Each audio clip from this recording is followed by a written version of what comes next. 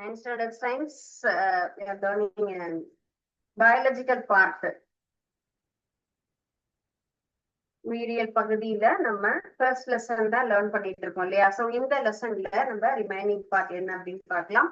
Animal kingdom அப்படிங்கிற லெசன்ல நம்ம நீ பார்க்க போற டாபிக் டைப்ஸ் ஆஃப் கொய்லம், உடற்குழியினுடைய வகைகள், அண்ட் தென் என்னென்ன வகைகளாகப்பட்ட நமக்கு பிரிவுகள் இருக்கு அப்படிங்கிறதுல முதுகு நாள் இல்லாததுல என்னென்ன வகையான தொகுதி, குழியுடலிகள், துளையுடலிகள், தட்டைப்புழுக்கள், ரிங் பாம், டேப் பாம், இதெல்லாம் இருக்கு இல்லையா? அதெல்லாம் லேர்ன் பண்ண போறோம். So before that we were information from Thirukkural. ஸோ திருக்குறள்ல பாருங்க, இந்த குறள் ஆக்சுவலி எல்லாருமே நிறைய தடவை நம்ம பஸ்ல எல்லாம் டிராவல் பண்ணும்போது பார்த்திருக்கோம். ரிப்பீட்டடா நிறைய குறள் நம்ம இந்த பஸ்ல எழுதி வச்சிருப்பாங்க இல்லையா? நீங்க பார்த்திருக்கீங்க தானே எல்லாருமே? அதை படிச்சிருக்கீங்களா? அது தெரியல அப்படின்னு சொன்னா வீட்டுல அதை பத்தி என்ன குறள், அதனுடைய மீனிங் அப்படிங்கிறத நீங்க ரெஃபர் பண்ணி பார்த்திருக்கீங்களா? எஸ், நல்ல விஷயங்கள் எங்க பார்த்தாலும் எப்ப பார்த்தாலும் அதை பத்தின என்ன வேணும், அது என்ன டீட்டெயில்னு தெரிஞ்சுக்கணும். அது பஸ்ல ஆகட்டும் அல்லது ஏதாவது ஒரு பேனர்ல நல்ல விஷயம் எதையோ ஒன்று பார்க்கணும் அப்படின்னு சொன்னா அதை பத்தின ஒரு டீட்டெயில்ஸ் நமக்கு தெரியலன்னா we want to refer that. கண்டிப்பா அதை என்ன பண்ணணும், பார்க்கணும். சரிங்களா? கண்டிப்பா நீங்க இனிமே திருக்குறளை பஸ்ல படிக்கிறீங்க, மனப்பாடம் பண்றீங்க, அதனுடைய கருத்து என்ன அப்படிங்கிறதையும் கரெக்டா திரும்பி ரெஃபர் பண்ணி, தெரிஞ்சுதா இருந்தா live it, or otherwise you refer. கண்டிப்பா அதை பத்தி தெரிஞ்சுக்கோ. இந்த குறள் எல்லாருக்குமே கண்டிப்பா தெரிஞ்சிருக்கும்ல. குணமாடி குற்றம் நாடி அவற்றுள் மிகை நாடி மிக்க குழல் அப்படிங்கிறதுதான். சோ ஒருவர்களுடைய குணத்தை நம்ம என்ன பண்ணணும், ஆராய்ஞ்சு அதுக்கு தகுந்த மாதிரி அவர்களுடைய, இப்போ திருக்குறள்ல இல்லாத ஒரு கருத்துக்களே இல்லை. நம்ம சொல்லியிருக்கோம்ல, வாழ்க்கை பத்தி, நட்பு பத்தி, மருத்துவம் பத்தி எல்லா விஷயங்களுமே நம்ம இருக்கு. நட்பு, கூடா நட்பு அப்படின்லாம் இருக்கு இல்லையா? சோ யார்கிட்ட எப்படி நட்பு வச்சுக்கணும் அப்படிங்கறதும் நம்ம சொல்லியிருக்காங்க, யார்கிட்ட வச்சுக்க கூடாதுன்னு சொல்லியிருக்காங்க. சோ அந்த ஒரு நம்ம ஹெட்டிங்ல பார்க்கும் பொழுது அவங்களுடைய நல்லது எது, தீயது எது, அவங்களுடைய குட் ஹேபிட் எது, பேட் ஹேபிட் எது, which one is dominant in his R character, அவர்களுடைய கேரக்டர்ல எது அதிகமாக இருக்கு, எந்த மாதிரியான எண்ணத்தோடு இருக்கிறாங்க அப்படிங்கிறத பொறுத்துதான் நாம் அவர்களுடன் என்ன பண்ணணும், பழகணும். சொல்லுவாங்க இல்லையா, நம்மள ஐடென்டிஃபை பண்ணணும் அப்படின்னு சொன்னா நம்மளுடைய நண்பர்கள் யாருன்னு சுட்டி காட்டுங்க அப்படின்னு சொல்லுவாங்க. சோ நம்முடைய நட்பு வட்டத்தை பொறுத்து நாம் யார் என்று சமூகம் நம்மை ஐடென்டிஃபை பண்ணும். ஓகே, சோ இந்த மாதிரி இருக்கும்போது ஒரு ஸ்கூல்ல அவங்கள மாதிரி ஒரு students, each and every year the new students are enter in every schools because of some physical inconvenience in their families. வேற எந்த ஒரு மாற்றம், அவங்களுடைய பேரண்ட்னுடைய ஒரு ஜாப் டிரான்ஸ்பர் அப்படின்னு இருக்கலாம், ஆர் அதர்வைஸ் அவங்களுக்கு ஒரு இடத்துல இருந்து இன்னொரு இடத்துக்கு அவங்களுடைய லைஃப் ஸ்டைல் மாறி வேற ஒரு ஸ்டேட்ல இருந்து வந்திருக்கலாம், ஊர்ல. இந்த மாதிரி புது புது நண்பர்கள் என்பது ஒவ்வொரு வருடமும் வருவார்கள். அதே போல நல்ல நண்பர்கள் என்பவர்களும் நம்மை விட்டு பிரிவாங்க இல்லைங்களா? சோ அந்த கிளாஸ்ல ஒரு நியூ ஸ்டூடெண்ட் அப்படிங்கிறவங்க அந்த ஆண்டு, கல்வி ஆண்டுல என்ன என்டர் ஆறாங்க. சோ அந்த கிளாஸ்ல இருக்கக்கூடிய ஒரு பெக்கூலியர் கேரக்டர்ஸ், அவங்க என்ன பண்ணுவாங்க, ஒரு டாப்பர். சரிங்களா? சரளா அப்படிங்கிற students one of the topper students in school. அந்த ஸ்கூல்ல அந்த கிளாஸை பொறுத்த வரைக்கும் அந்த பொண்ணு யார்கிட்டையும் அவ்வளவு சீக்கிரம் பழகிட மாட்டாங்க. ஏன்னா அவங்க அவங்களுடைய நேச்சருக்கு தகுந்த மாதிரி யார் இருக்காங்களோ அவங்க கிட்ட மட்டும்தான் அவங்க ஃப்ரெண்ட்ஷிப் வச்சுப்பாங்க.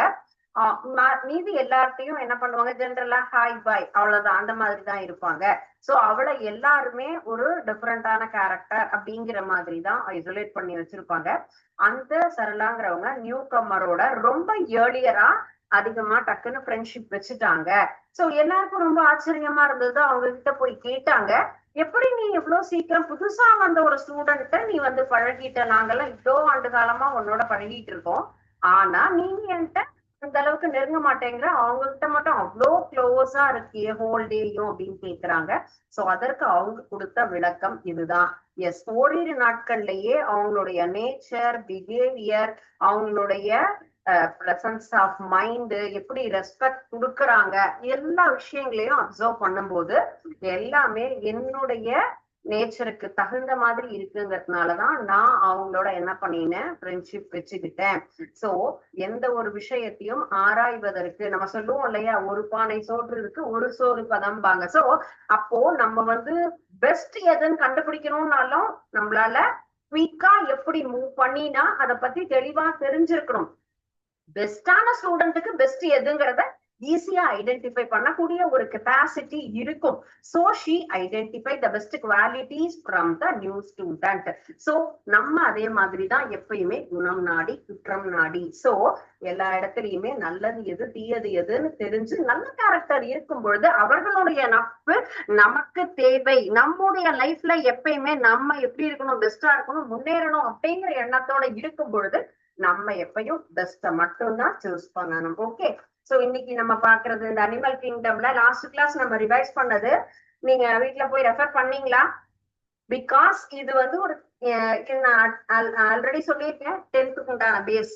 சோ இது எல்லாமே அடுத்த ஆண்டுலயும் நமக்கு உடற்புத்தி எப்படி சைலம் புளோயம்ங்கிறது இம்பார்ட்டன்ட்டோ அதே போல இந்த கோயிலம்ங்கிறது உடற்குழிங்கிறது விலங்கினத்தை பொறுத்த மட்டும் முக்கியமான ஒரு அதுல இருக்கக்கூடிய ஒரு பாயிண்ட். சோ அதை நம்ம டிஃபரன்ஷியேட் பண்ண கண்டிப்பா தெரிஞ்சிருக்கணும். சோ எத்தனை வகையாக நம்ம பிரிக்கலாம் அப்படின்னு சொன்னா 3 டைப்ஸா நம்ம பிரிக்கலாம். சோ உடற்குழி இருக்கக்கூடியது, உடற்குழி இல்லாதது அல்லது போலியான உடற்குழி, இந்த 3 வகைதான். சரிங்களா? ஃபர்ஸ்ட் ஒன் அப்படின்னு சொல்லக்கூடியது நம்ம என்ன பார்த்தோம், இந்த உடற்குழி ஒவ்வொரு விலங்கினத்திற்கும் இந்த மாதிரியான அமைப்பு அப்படின்னு நம்ம சொல்லலாம். So first one is platform.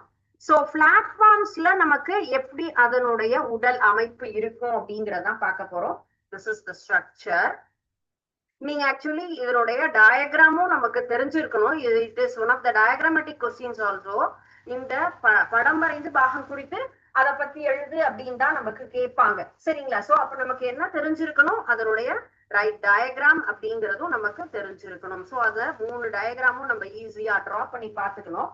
Draw பண்ணிட்டு அதுல நம்ம எந்த மாதிரி எல்லாமே ஈஸி, ஒரே மாதிரியான ஒரு ரவுண்டு தான். அந்த ரவுண்ட்ல நமக்கு அந்த உடற்குழி பத்தின ஒரு தகவல் அப்படிங்கறத நம்ம என்ன சொல்லணும், கரெக்டான பாயிண்ட் அப்படிங்கறத நம்ம மென்ஷன் பண்ணணும். ஓகே, ஃபர்ஸ்ட் அப்படிங்கிறது இந்த சென்டர் பார்ட். பிளாட்ஃபார்மை பொறுத்த வரைக்கும் பிளாட்ஃபார்ம்ஸ் அப்படின்னு சொன்னா தட்டை புழு அப்படின்னு தமிழ்ல சொல்லுவோம் இல்லையா? சோ இந்த புழுல எப்படி நமக்கு கோயிலம் ஸ்ட்ரக்சர் அப்படின்னு சொன்னா உடற்குழி இல்லாத ஒரு விலங்கினம் அப்படிங்கிறது தான் இந்த அமைப்பு. சோ உணவு பாதை அப்படிங்கிறது இதுதான். சென்டர் பார்ட் அப்படின்னு சொல்லக்கூடியது டைஜஸ்டிவ் கேவிட்டி. கேவிட்டி அப்படின்னு சொன்னாலே என்னது, குழி அப்படின்னு சொல்லுவோம்.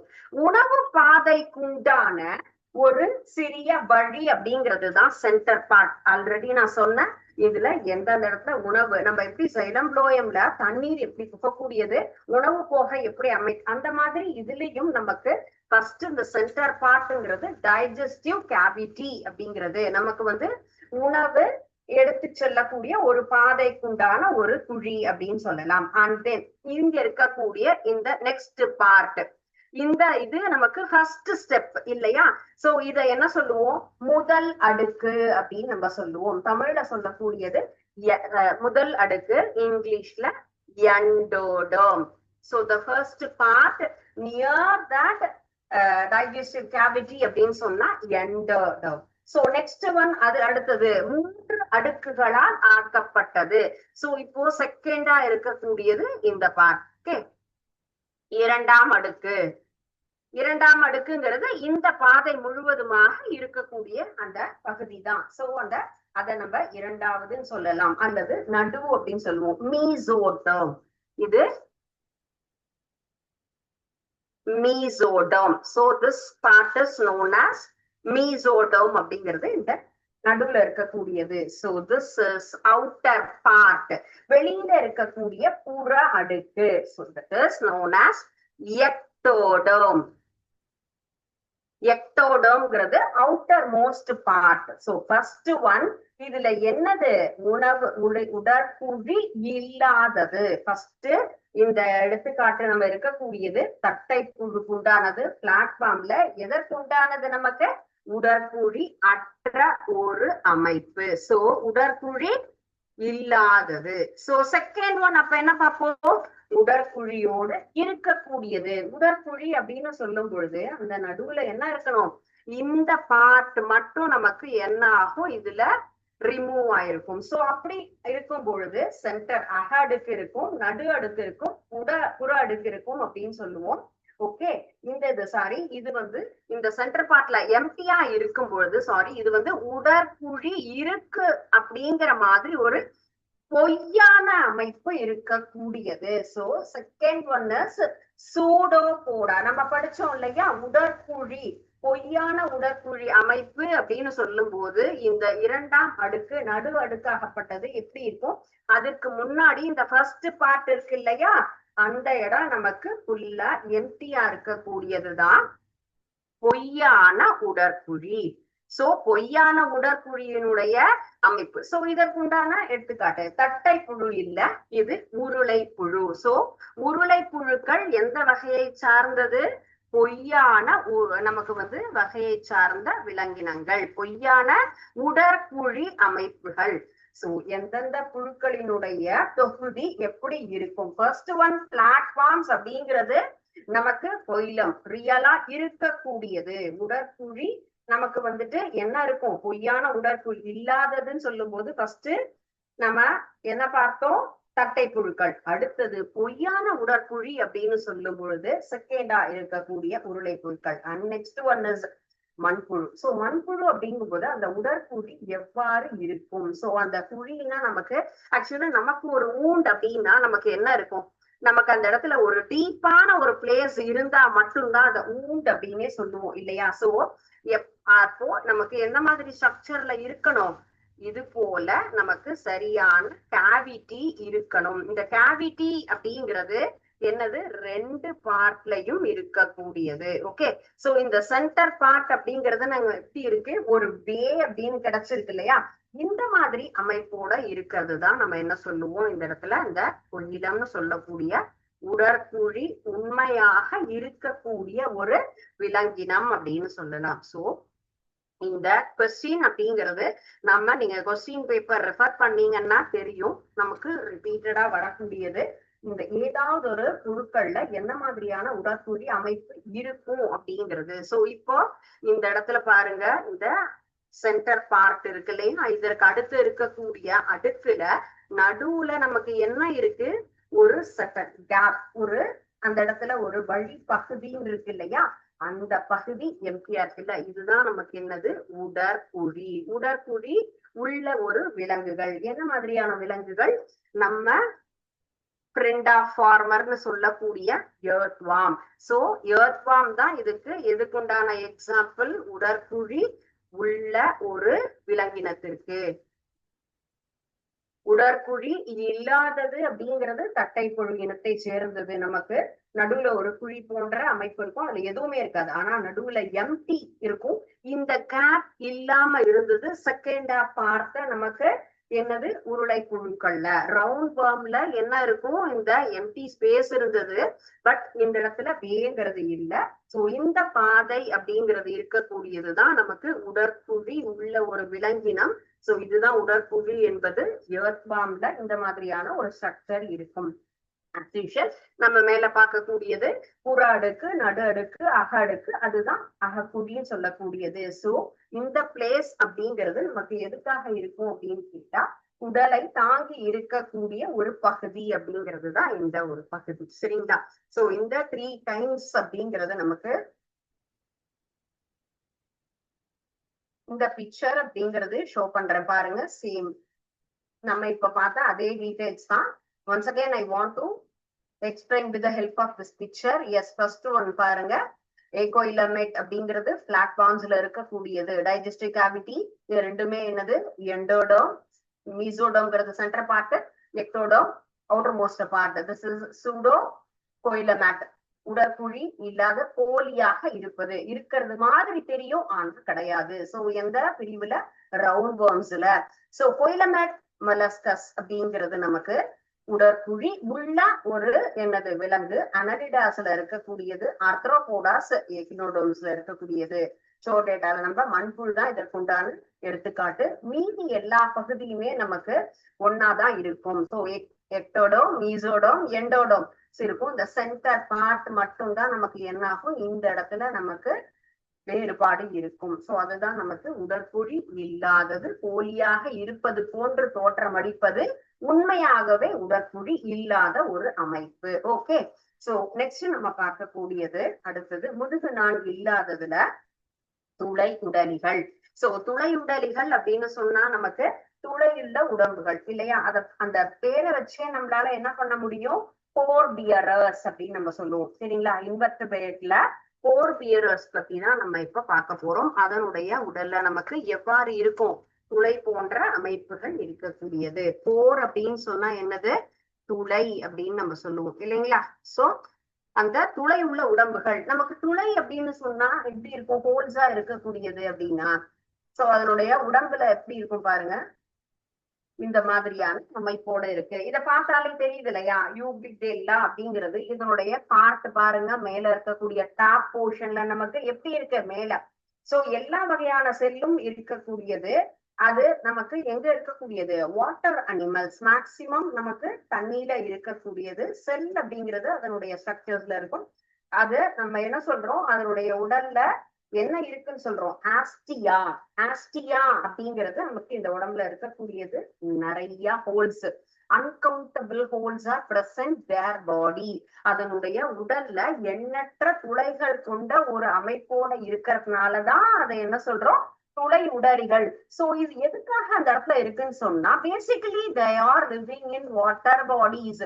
சோ வாட்டர் சர்க்குலேஷனுக்காக தான் இந்த ஒவ்வொரு இடத்துலயுமே அந்த போர், துளை என்பது நீர் என்ன ஆகும், துளை வழியாக உள்ள போய் அந்தந்த இடத்த ரீச் ஆகும். இந்த நீரோட்டத்துல என்ன இருக்கு ஆக்சுவலி, வாட்டர் அனிமல்ஸ் அப்படின்னாலே பேசிக்கா நம்ம ஃபிஷ்ஷுக்கு எல்லாம் பார்த்தோம், ரெஸ்பிரேஷன் அப்படிங்கிறது என்ன இருக்கும், வாட்டர்ல இருக்கக்கூடிய ஆக்சிஜனை எடுத்துதான் இந்த ரெஸ்பிரேஷன் அப்படிங்கறதே நமக்கு மெயினா நடக்கும் இல்லைங்களா. தண்ணியில என்ன இருக்கு, H2O, ஹைட்ரஜனும் இருக்கு, ஆக்சிஜனும் இருக்கு. சோ அப்ப அதுல இருக்கக்கூடிய ஆக்சிஜன் எடுத்துதான் இந்த ரெஸ்பிரேஷன் அப்படிங்கிறது நடக்கிறது இல்லையா. சோ அதுக்கு ரொம்ப இம்பார்ட்டன்டா அந்த water circulation as well as respiration process are done in this way with the help of pores in their body. அதுல இருக்கக்கூடிய துளைகள் மூலமாக தண்ணீரில் இருக்கக்கூடிய ஆக்சிஜனை எடுத்துக்கொண்டு சுவாசம் அப்படிங்கிறது இந்த மாதிரியான விலங்குகள்ல நமக்கு நடக்குது. ஓகே, சோ இதுதான் பேசிக். நான் வந்து ஜென்ரலா நம்ம என்னென்ன மாதிரி விலங்குகள், எந்த அமைப்புகள், இப்ப நம்ம பார்த்தது என்னது, துளையுடலிகள். துளையுடலினுடைய பிக்சர் என்ன அப்படின்னு பார்த்தோம். சோ அதனுடைய அமைப்புகள் என்ன, எதற்காக அந்த மாதிரியான அமைப்பு இருக்கு அப்படின்னு தெரிஞ்சுட்டோம். நெக்ஸ்ட் ஒன்னு குழியுடலிகள். குழியுடலிகள் அப்படின்னு சொன்னா எப்படி இருக்கும், அதனுடைய உடம்புல நமக்கு குழி போன்ற உடல் அமைப்பு. So it is beautiful. So இதுக்கு பெஸ்ட் எக்ஸாம்பிள் அப்படின்னு பார்த்தா ஜெல்லி ஃபிஷ். அது ஹேங் ஆற மாதிரியே இருக்கும் பாருங்க, ரொம்ப பியூட்டிஃபுல்லா இருக்கும் அதனுடைய பிக்சர் அப்படின்னா.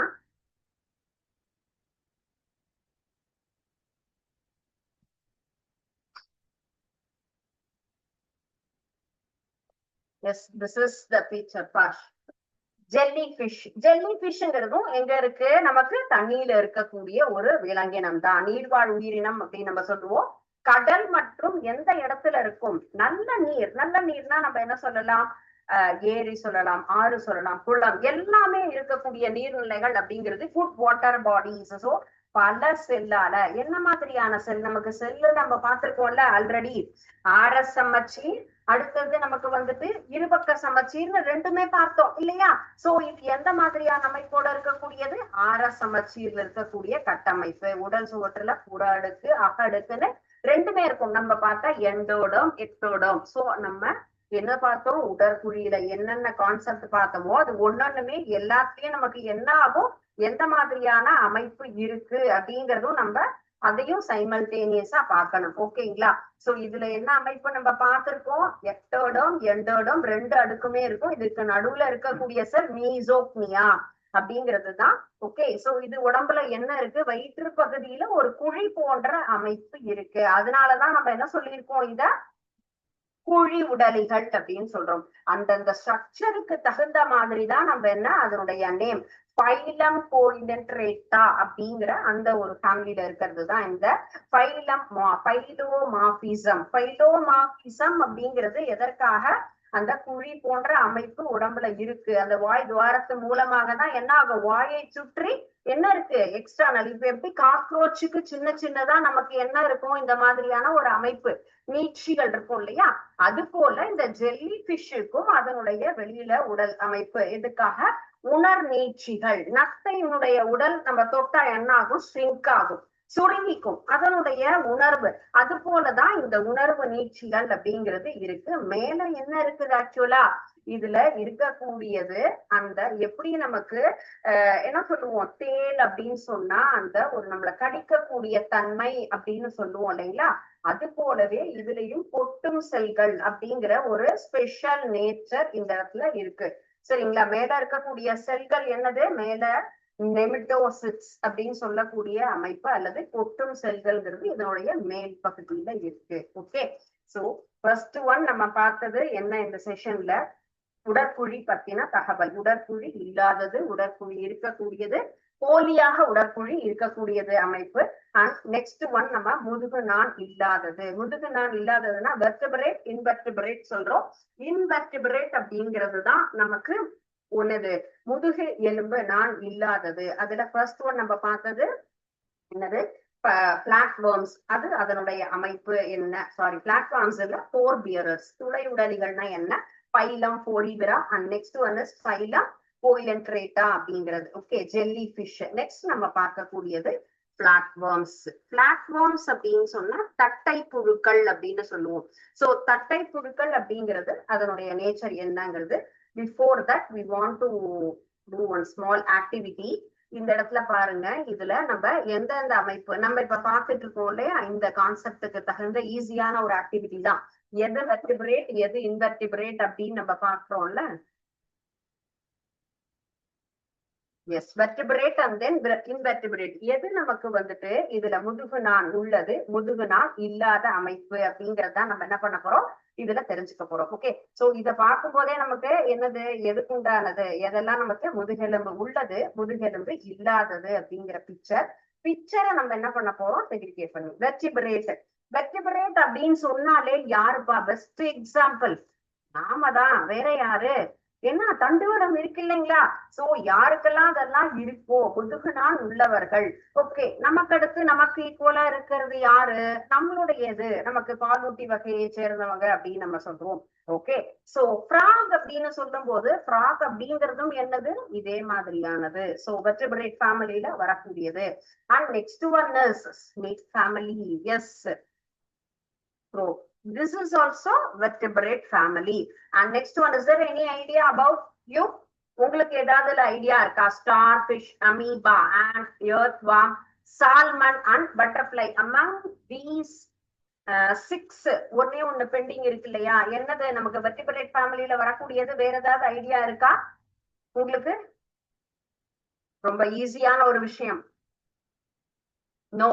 எஸ், இந்த சால்மன் அப்படிங்கிற ஃபிஷ்ஷும் நமக்கு என்னது, வெர்டிபிரேட் ஃபேமிலியில வரக்கூடியதுதான். சோ முதுகு நான் இல்லாதது அப்படின்னு சொல்லக்கூடியது remaining all amoeba and butterfly, starfish and earthworm. So நம்ம இப்ப பார்த்துட்டு இருக்கக்கூடியது இந்த கான்செப்ட். சோ vertebrate அப்படின்னாலும் invertebrate, what are the example? This is very easy concept, but we know என்ன பண்ணோம், அது ஒரு ஈஸியான கான்செப்ட்னாலும் நமக்கு அதை பத்தின ideas, basic ideas we want to collect that. So அந்த பேசிஸ்ல பார்க்கும்போது முதுகு நான் உள்ளது, முதுகு நான் இல்லாததுங்கிறது. So you want to submit the answers. Is that right or wrong? Yes. So இது எல்லாமே என்னது, சரியான ஆன்சர் தான் வந்திருக்கு. சோ முதுகு நான் உள்ளதுன்னா என்ன எக்ஸாம்பிள் என்ன அப்படிங்கறத நமக்கு தெரிஞ்சுக்கணுங்கிறதுக்காக தான் இந்த சிம்பிள் ஆக்டிவிட்டி கொடுத்துருக்கோம். சோ கண்டிப்பா இதை பத்தின நமக்கு இனிமே டவுட்டே வராது. இந்த ஃபேமிலியில இருக்கக்கூடியது எல்லாமே என்னது, இதுதான். இதெல்லாம் வெர்டிபிரேட், இதெல்லாம் இன்வெர்டிபிரேட் அப்படிங்கிறது நமக்கு ஒரு சரியான ஐடியா அப்படிங்கிறது நமக்கு கிடைச்சிருக்கு. ஓகேயா? சோ இன்னைக்கு நம்ம பார்த்த கான்செப்ட்ல உங்களுக்கு ஏதாவது டவுட் இருக்கா?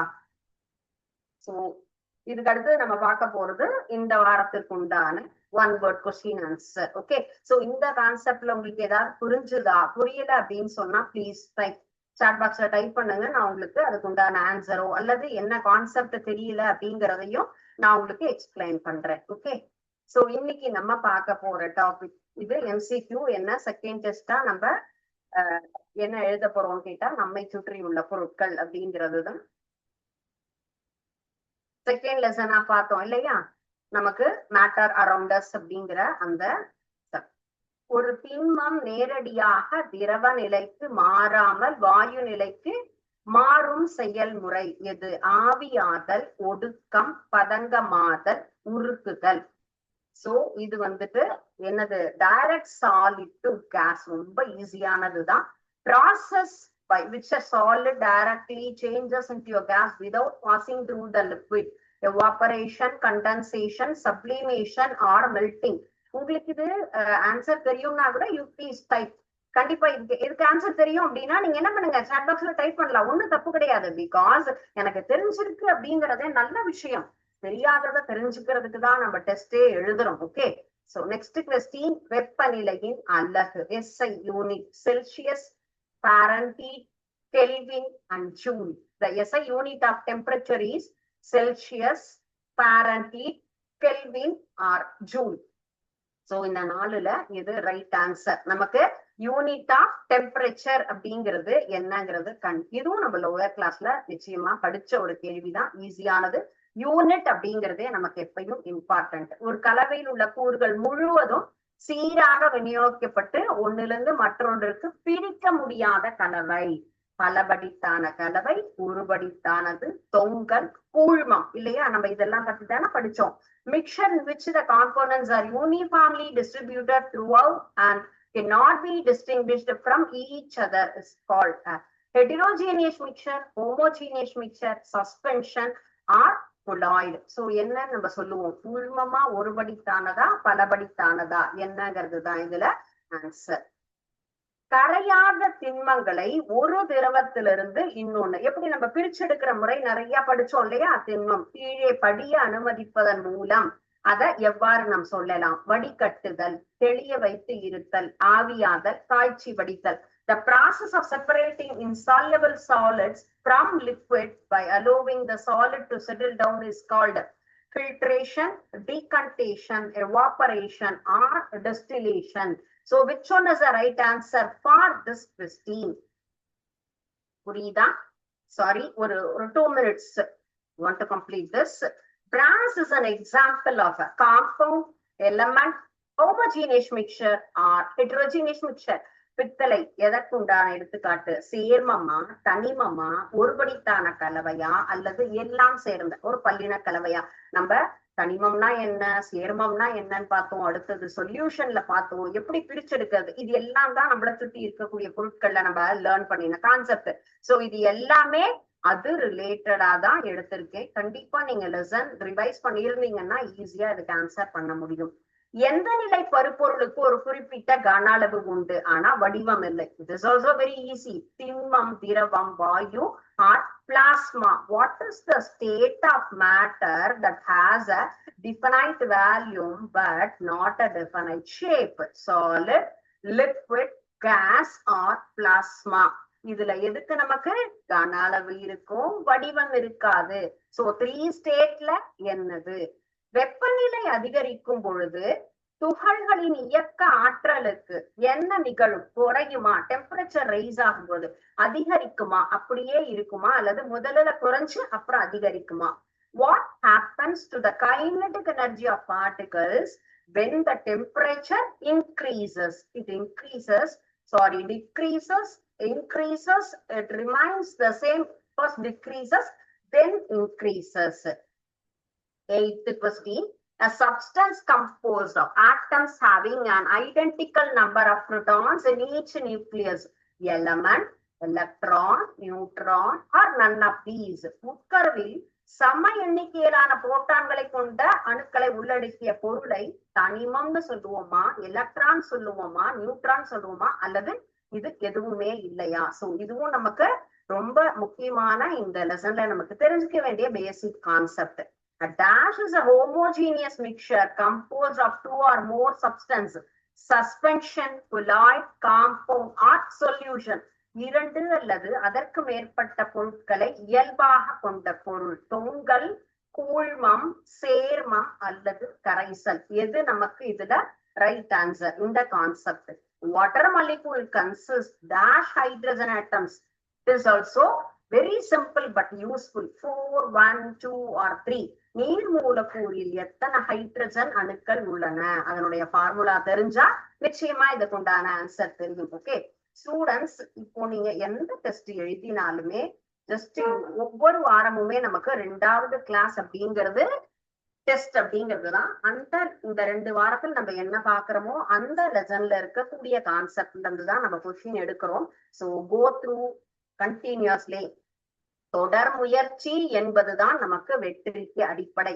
அதனால டெய்லி நடத்தக்கூடிய பாடங்களை கண்டிப்பா படிங்க.